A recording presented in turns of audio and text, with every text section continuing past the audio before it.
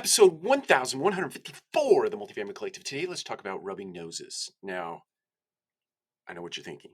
We're not going to rub noses. That's kind of weird as a human, unless you're sort of in an intimate relationship with someone. We're certainly not going to do it in a COVID environment, but that's not the point.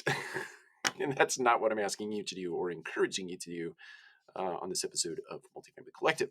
Rather, I was reading about wolves. And wolves do rub noses, and they do it frequently as a way of reassuring one another, especially in, I'm going to call it, emotionally loaded moments in the animal world. But where wolves might be going, long stretches without eating, or running into adversity as it relates to other animals that might be staking out a territory to harvest from, or satiate themselves from. So they reassure each other by rubbing noses. And my imagination tells me that we can learn a lot. We have learned a lot from nature. We can continue to learn a lot from nature. And rubbing noses in the wolf world, or the world of wolves, is certainly something that applies in leadership, in that we need to reassure one another in our daily work efforts.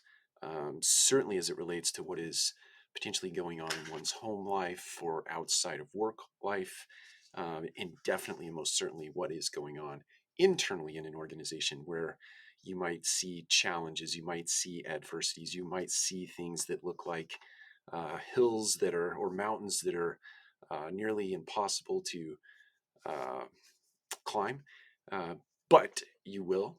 And if you get your version of rubbing noses in your business world, in your business practice, in your culture, my speculation is that you will have that kind of reassurance that the wolves get out of that practice in their natural world. So go out and rub some noses today, the appropriate version of that. Take care. We'll talk to you again soon.